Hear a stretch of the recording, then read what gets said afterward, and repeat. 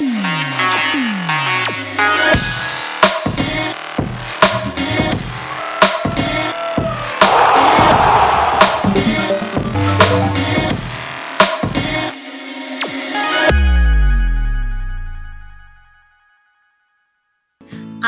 प्रिय साप्ताहिक कैप्सूल के इस नए एपिसोड में आप सभी का स्वागत है। अपने जीवन का उत्तरदायित्व संभालने का अर्थ है स्व संचालन, विकास और आजादी। अपने आप को संभालने के बाद ही आप अपना महत्व समझ सकते हैं।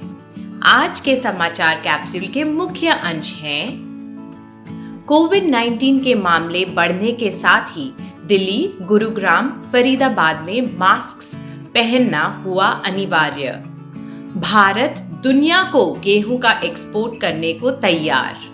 आइसलैंड पहुंची कार्बन हटाने वाली दुनिया की सबसे बड़ी machine freezes over.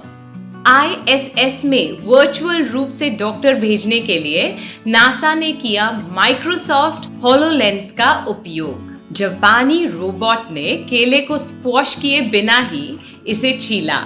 Danish open swimming tournament 2022 के परिणाम और अंत में हमारा F2 सेगमेंट। आइए अब चलते हैं भारत की कुछ खबरें सुनने। चूंकि नेशनल कैपिटल रीजन में कोविड-19 मामलों की संख्या बढ़ रही है, तो ऐसे में सरकार ने दिल्ली, गुरुग्राम, फरीदाबाद, सोनीपत और झज्जर जिलों में फिर से मास्क पहनने को अनिवार्य करने की घोषणा की है। बढ़ते हुए मामलों ने बच्चों को भी प्रभावित करना शुरू कर दिया है, इसलिए दिल्ली NCR के स्कूलों ने वायरस के प्रसार को रोकने के लिए कई उपाय किए हैं ताकि स्कूलों के कैंपसों को शट डाउन होने से बचाया जा सके। हम आपसे अनुरोध करते हैं कि सुरक्षित और खुश रहने के लिए मास्क पहनने, नियमित रूप से सफाई करने और लक्षणों की निगरानी करने जैसी आवश्यक सावधानियों का पालन करें। iGraspers। हाल के ही वर्षों में भारत में गेहूं के प्रोडक्शन में उछाल देखा गया है और अब यह सरकारी गोदामों में स्टोर किए गए 19 मिलियन टन सरप्लस गेहूं को एक्सपोर्ट करने को तैयार है। इसके अलावा यूक्रेन पर रूस के युद्ध ने ब्लैक सी व्यापार मार्ग को ब्लॉक कर दिया है। इसने हमारे देश के लिए एक्सपोर्ट के अवसरों की राह खोल दी है। अब इजिप्ट हमसे करीब 3 मिलियन टन गेहूं खरीदने को तैयार है। कृषि और प्रसंस्कृत खाद्य उत्पाद निर्यात विकास प्राधिकरण Morocco, Tunisia, Indonesia, Philippines, Thailand और कई देशों वियतनाम, तुर्की, अल्जीरिया और लेबनान में डेलीगेट्स भेजकर सक्रिय रूप से काम कर रहा है ताकि हमें इस साल अपने गेहूं के एक्सपोर्ट के टारगेट्स को प्राप्त करने में मदद मिल सके। केंद्र सरकार अब इस बात पर जोर देगी कि किसान अब वेजिटेबल ऑयल्स के हमारे इंपोर्ट को कम करने के लिए तिलहन उगाने पर ध्यान केंद्रित करें। क्या हम अब ज्यादा आत्मनिर्भर बन रहे हैं? ऐसे के रूप में हमें अपने विचार हमारे साथ साझा करते हुए उन्हें हमें contact@igraph.com पर मेल करें।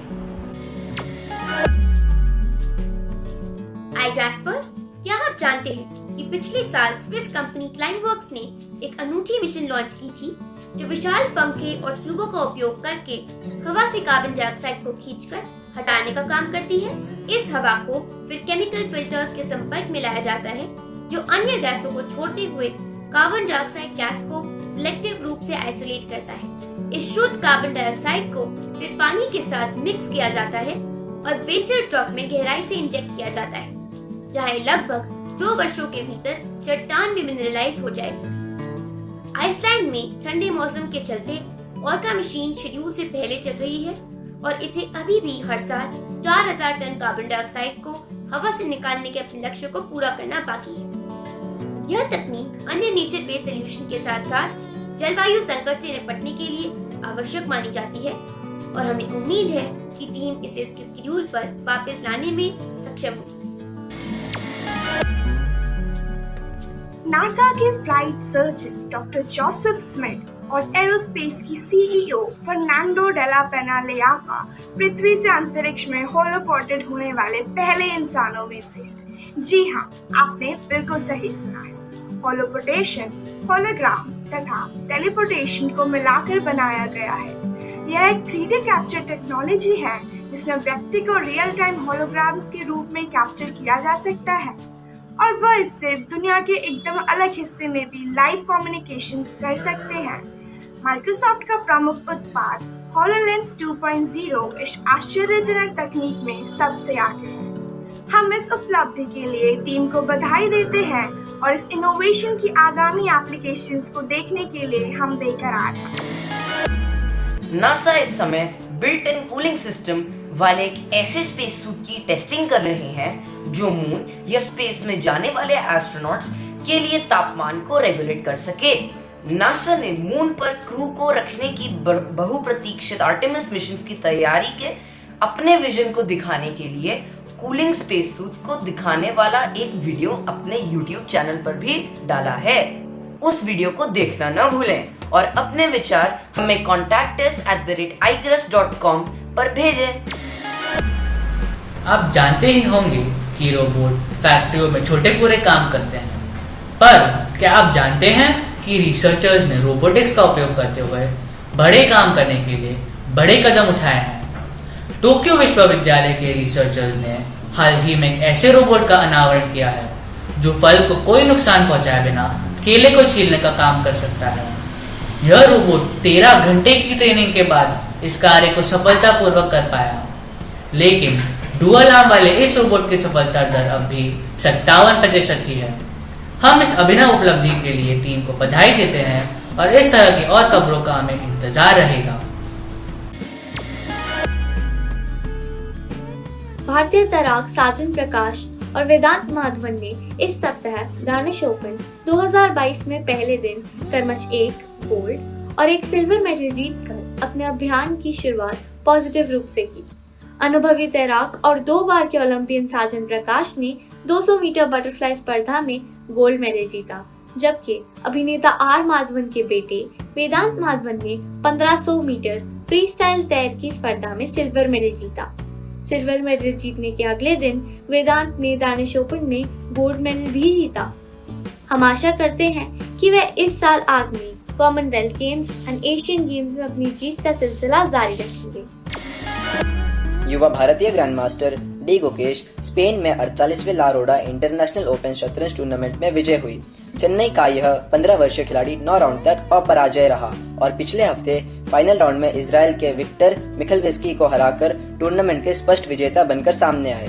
हाल ही में मैग्नस कार्लसेन को ऑनलाइन हराने वाले एक दूसरे भारतीय grand master R Praggnanandhaa tie breaker के आधार पर तीसरे स्थान पर रहे। इस शानदार प्रदर्शन के लिए हम विजेताओं को बधाई देते हैं।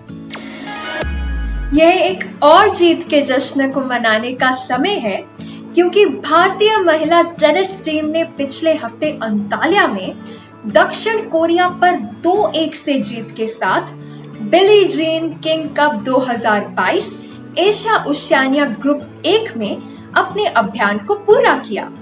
एमटीए टेनिस अकेडमी के क्ले कोर्ट पर अंताल्या में भारत की यह लगातार तीसरी जीत है। इन मैचों में रिया भाटिया ने किम नारी को 6-3, 2-6, 6-3 से हराया और निर्णायक मैच में अंकिता रैना ने अपनी प्रतिद्वंदी किम दाबिन पर हावी रहते हुए 6-2, 6-3 से मुकाबला जीत लिया। क्या आप जानते हैं कि बिली जीन किंग कप में भारत का सर्वश्रेष्ठ प्रदर्शन 2020 में रहा था, जब भारत ग्रुप 1 में अपने पहले वर्ल्ड कप प्लेऑफ्स में क्वालिफाई करने के लिए दूसरे स्थान पर रहा था। हमें उम्मीद है कि अगले साल हमारा प्रदर्शन और भी बेहतर होगा।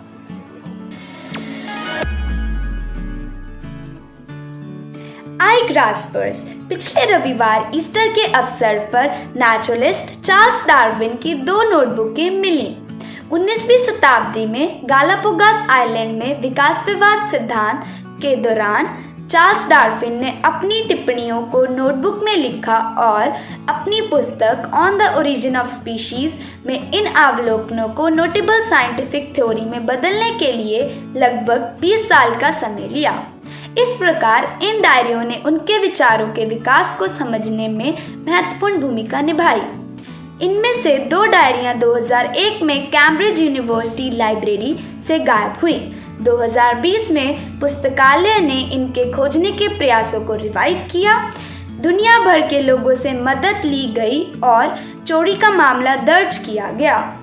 जितने ही रहस्यमय तरीके से डायरियां गायब हुई थी, उतने ही रहस्यमय तरीके से डायरियां वापस आई। यह एक ऐसे गुलाबी बैग में वापस आई जिसके ऊपर लिखा था लाइब्रेरियन हैप्पी ईस्टर एग्स। इसके लिए तो कहना ही पड़ेगा, हू डन इट। आई ग्रास्पर्स, क्या आप जानते हैं कि कश्मीर के श्रीनगर में एशिया का सबसे बड़ा ट्यूलिप गार्डन है? इसे Indira Gandhi memorial tulip garden के रूप में जाना जाता है।